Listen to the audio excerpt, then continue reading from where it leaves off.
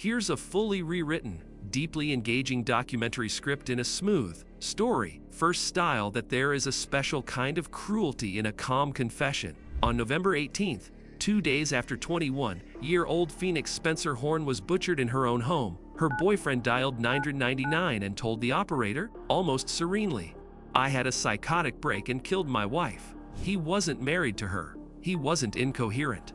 And, as investigators would learn, he hadn't snapped in a storm of drugs and chaos. He had chosen violence, then spent a weekend hiding it behind a blanket of lies. Phoenix, to those who loved her, was the sort of young woman people remembered in color.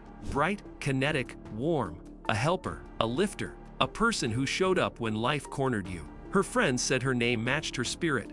She rose, always. She worked hard, took double shifts, smiled through demanding days, and still found time to check on others. Miss Scotland finalist Grace McCabe said it best. Phoenix consistently reached out, was my friend, and supported me through the hardest time. I wish she got all of the happiness and success I knew was out there for her. At 21, she stood on the threshold of everything: work, love, friendships blossoming into chosen family. She was living in a flat on Glen Lee in East Kilbride with her boyfriend of 2 years, 27-year-old Royal Mail postman. Yuan Methvins often spelled Methan in some reports. To Phoenix's family, he seemed fine. Polite, steady, respectful. The kind of man you could hand a house key to. The kind of man a mother could exchange friendly texts with. He slipped into the Spencer family like a soft glove. They trusted him. But love can hide a long shadow. Subtle shifts. In early 2024, subtle changes began to scrape at the edges of the relationship. At first it looked like ordinary couple friction. Nothing to see here. Yuan complained about her waitressing shifts at the Strathaven Hotel. He felt lonely, he said. He missed her on nights and weekends. It sounded tender at first, like the H of someone who cared too much. But tenderness hardened into habit. "I miss you" became, "Why are you working?" The sighs became sulks. The sulks became a quiet pressure. Phoenix was caring by nature. She had a backbone, yes, but empathy was her native language. She apologized when he complained. She tried to make adjustments.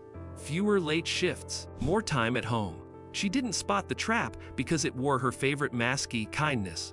That is how control often enters, dressed as care, voiced as, "I need you," arranged like intimacy but designed to make you smaller. Her family didn't see it either. When they saw the couple, Yuan was the same polite, attentive man who'd been welcomed like a son.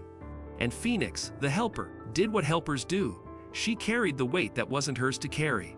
Saturday, November 16th, 2024, it started like any other day. Phoenix went to work, smiling, steady, the kind of server who turns awkward tables into good moods. Yuan finished his route and, according to a colleague, said he was heading home to chill. Normal words that would later sound like whistling past a graveyard. During Phoenix's shift, he messaged her again about her hours, about being lonely, about the way her schedule made him feel. Same complaint, slightly sharper tone. Phoenix apologized again, promised she'd be home. She meant it. She always meant it. That evening he ordered takeaway. The delivery driver would later tell police Yuan looked completely normal. No slurred speech, no obvious intoxication, nothing you could point to and say, "There was the storm." Phoenix texted her mom, Allison Spencer, at 9:37 p.m. to say she and Yuan were home having dinner. Then the night pressed on. Around midnight, the downstairs neighbors heard unusual noise from above. Sharp movement, quick steps, activity that didn't fit the lull of a Saturday night coming to rest. What they were hearing was Phoenix fighting for her life. The attack was savage. It was not one weapon, not one strike, not one moment of panic that went too far. It was a sustained and escalating assault with 3 different knives. Phoenix was stabbed 20 times, 10 of those to her face. The fatal wound was a deep thrust to the chest. She was also strangled.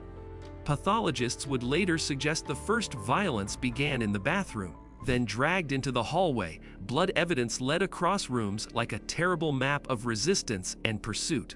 Yuan's activity tracker spiked right then. Digital proof that something violent was unfolding at the precise moment neighbors heard the commotion. Phoenix, the girl who checked on others, who folded the world in a warm embrace, died in terror on her own floor. After the murder, monsters are often less dramatic than films suggest. After killing Phoenix, Yuan did not collapse. He did not call for help. He stayed. He decided to decapitate her. He attempted further dismemberment, right wrist, ankle, torso, using the same knives. When officers would finally enter, they'd find Phoenix's mutilated, decapitated body beneath a towel in the hallway. 2 blood-stained knives lay nearby, a third was in the bedroom. The scene shook veteran officers. And what did Yuan do while she lay there? At 20:40 a.m., mere hours after the murder, he messaged drug dealers trying to buy cocaine. The next day, November 17th, pharmacists would show hours upon hours of pornography accessed on his devices. Around 170 visits between roughly 8:00 a.m. and 6:30 p.m. in the same home where Phoenix lay hidden under a towel. If you feel sick reading that, you are human. But the manipulation didn't stop with drugs and browsers. He used Phoenix's phone to text her mother. "Fee isn't up yet. I'll get her to text you when she is." It was precise mimicry. The casual tone, the affectionate, at the end, the British Isles sign off Phoenix often used with her mum. Later another message went out. "Hey, sorry, I've just woken up. Sex." It sounded like Phoenix. It wasn't. It was the man who killed her. Between these messages, Yuan drove Phoenix's red Vauxhall Corsa around East Kilbride, tried again to score cocaine, and scrolled her phone. Meanwhile, Allison, trusting the messages, trusting Yuan, trusting the life she thought her daughter was living, believed her girl was simply sleeping off a long week, but Monday would break the script. November 18, 2024. The call work has a way of forcing the truth. Phoenix was reliable. She showed up. When she didn't appear and couldn't be reached, the concern hardened into alarm.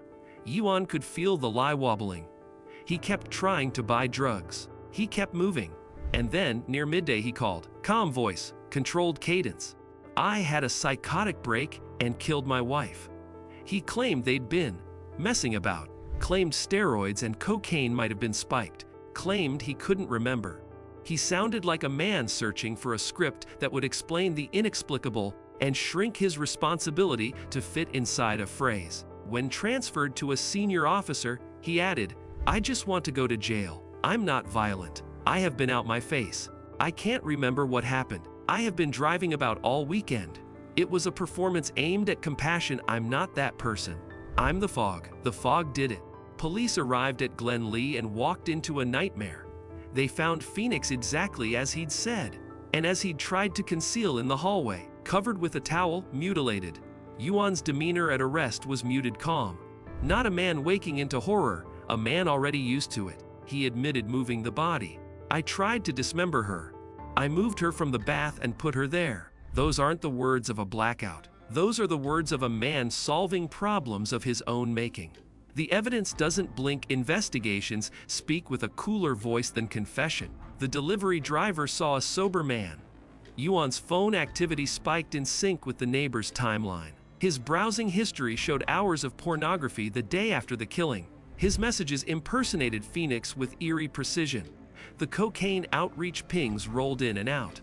These are not the footprints of psychosis, they are the method marks of someone present and in control. And for the first time, Allison Spencer learned the truth that would break her world in two.